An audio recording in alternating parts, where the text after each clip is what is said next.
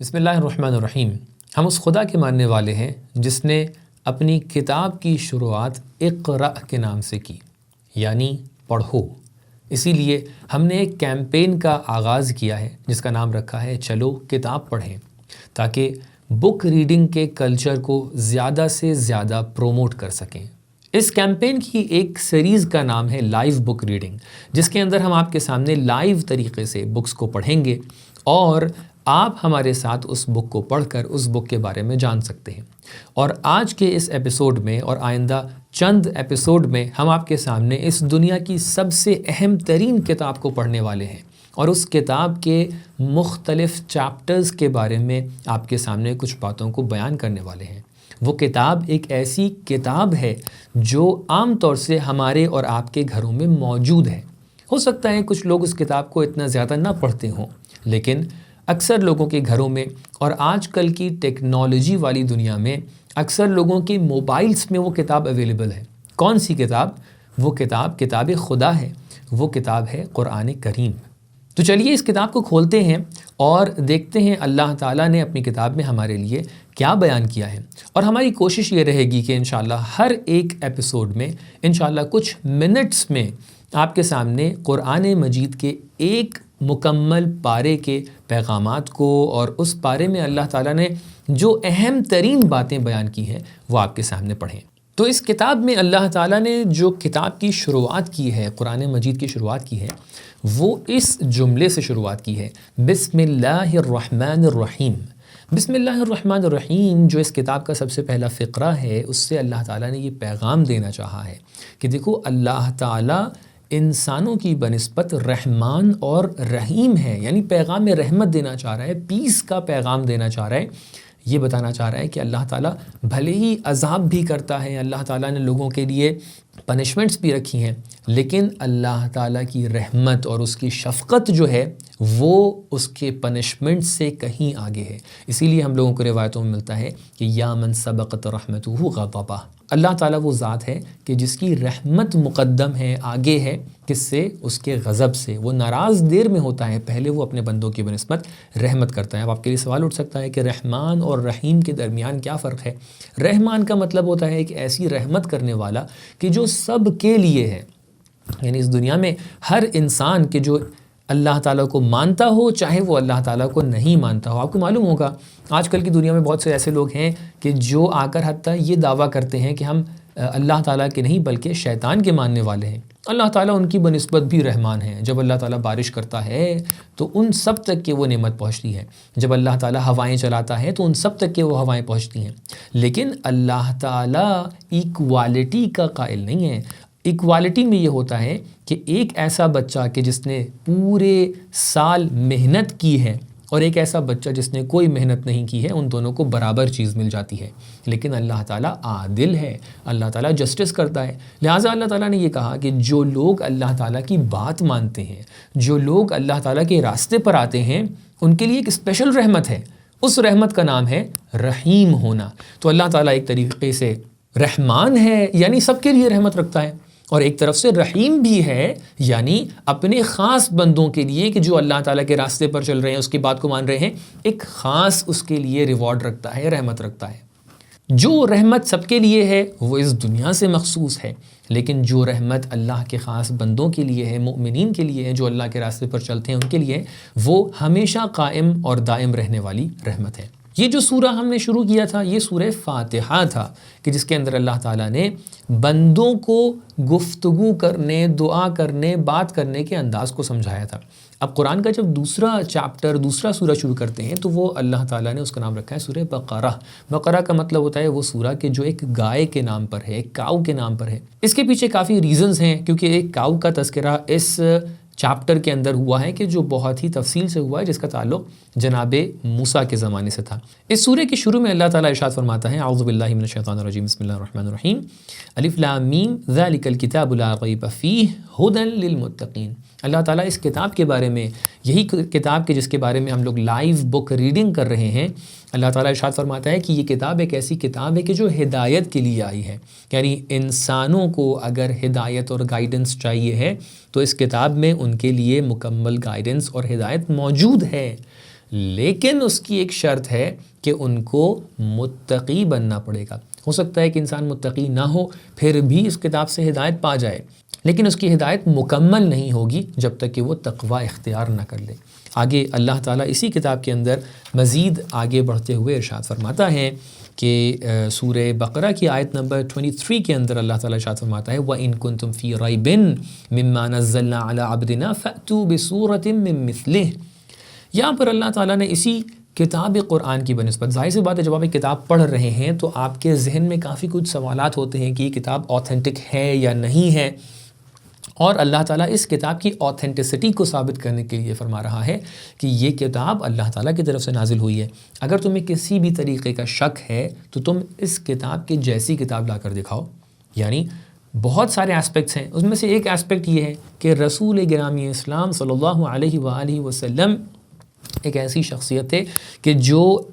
دنیاوی کسی بھی اسکول میں، کالج میں، یونیورسٹی میں نہیں گئے تھے، اور کسی نے بھی ان کو کسی استاد کے پاس جاتے ہوئے نہیں دیکھا تھا۔ پھر 40 سال کے بعد رسول گرامی اسلام ایک دم سے اتنی گراں قدر، اتنی سنگین اور اتنے زیادہ ٹیچنگز اور تعلیمات والی کتاب کو لا کر سامنے پیش کرتے ہیں، تو ایسا اگر کوئی کر سکتا ہے اس دنیا میں تو کر کے دکھائے، یقیناً ایسا کوئی نہیں کر سکتا ہے۔ تو یہ قرآن کے معجزے ہونے پر دلالت کرتا ہے کہ معجزہ ہے قرآن، اور اللہ تعالیٰ نے اس آیت کے اندر اس بات کو بخوبی بیان فرمایا ہے۔ اب اسی کتاب کو جب ہم آگے پڑھتے ہیں اور سورہ بقرہ کے چیپٹر کے اندر جو متعدد تعلیمات اللہ تعالیٰ نے بیان کی ہیں ان کو پڑھتے پڑھتے آگے بڑھتے ہیں تو ہم لوگ پہنچتے ہیں آیت نمبر 58 تک کے، جہاں پر اللہ تعالیٰ نے ایک آیت بیان فرمائی ہے کہ وَإِذْ قُلْنَا ادْخُلُوا هَٰذِهِ الْقَرْيَةَ فَكُلُوا مِنْهَا حَيْثُ شِئْتُمْ رَغَدًا وَادْخُلُوا الْبَابَ سُجَّدًا وَقُولُوا حِطَّةٌ نَغْفِرْ لَكُمْ خَطَايَاكُمْ وَسَنَزِيدُ الْمُحْسِنِينَ۔ اللہ تعالیٰ اس آیت کے اندر بیان فرماتا ہے یہ اس وقت کا زمانہ ہے کہ جب بنی اسرائیل بیت المقدس کے اندر داخل ہونا چاہتے تھے۔ اللہ تعالیٰ نے ارشاد فرمایا کہ داخل ہونے سے پہلے جو دروازہ ہے وہاں پر داخل ہونے کا، اس کے اوپر جھک کر اللہ تعالیٰ سے دعا مانگو کہ اللہ تعالیٰ تمہارے گناہوں کو بخش دے۔ امام صادق علیہ السلام سے ایک روایت ہے کہ آپ ارشاد فرماتے ہیں کہ نحن باب حطتکم، کہ ہم اہل بیت علیہ السلام، ہم اہل بیت علیہ السلام کی ولایت اور محبت یہ بالکل اسی دروازے کے مانند ہے کہ جو بنی اسرائیل کے لیے بیت المقدس میں تھا۔ یعنی اگر ہم مسلمان یہ چاہتے ہیں کہ اللہ تعالیٰ ہمیں بخش دے، کیونکہ اللہ تعالیٰ نے آگے فرمایا ہے کہ نغفر لکم خطایاکم، اگر تم حطہ کہو گے، تم اللہ تعالیٰ سے دعا مانگو گے اپنی بخشش کی، اپنے آپ کو معاف کر دینے کی، تو اللہ تعالیٰ بخش دے گا۔ اب اگر مسلمان بھی یہ چاہتے ہیں کہ اللہ تعالیٰ انہیں بخش دے، ان کی غلطیوں کو بخش دے، ان کو جنت نصیب کر دے، تو مسلمانوں کو اہل بیت علیہ السلام کی ولایت اور محبت کو ماننا پڑے گا۔ اسی کتاب کے اندر مزید آگے بڑھتے ہوئے اللہ تعالیٰ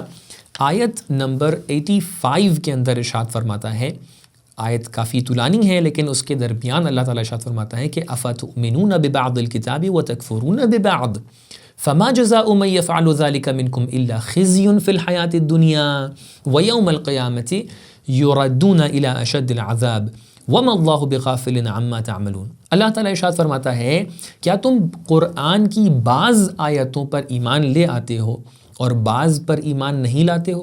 اللہ تعالیٰ شدید الفاظ میں مذمت کر رہا ہے ان لوگوں کی کہ جو دین کے کچھ حصوں پر تو عمل کر لیتے ہیں لیکن دین کے کچھ دوسرے حصوں کو چھوڑ دیتے ہیں، جہاں تک کہ ان کو دین کنوینینٹ نظر آتا ہے وہاں تک کہ وہ دین کے اوپر عمل کر لیتے ہیں، لیکن جہاں پر ان کو دین کنوینینٹ نظر نہیں آتا ہے وہاں سے وہ اپنی منمانی کرنا شروع کر دیتے ہیں کہ میرا عقیدہ یہ ہے، مجھے ایسے لگتا ہے، مجھے ایسا محسوس ہوتا ہے۔ اللہ تعالیٰ یہاں پر شدید الفاظ میں یہ کہہ رہا ہے کہ اگر کوئی یہ کام کرے کہ کچھ آیتوں پر ایمان لائے، کچھ آیتوں کو چھوڑ دے، تو ایسے انسان کی جزا کیا ہوگی؟ وہ یہ ہوگی کہ وہ دنیا میں بھی خوار ہوگا، ذلیل ہوگا، اور یوم القیامت یردون الی اشد العذاب، اور روز قیامت بھی وہ شدید ترین عذاب میں مبتلا ہوگا۔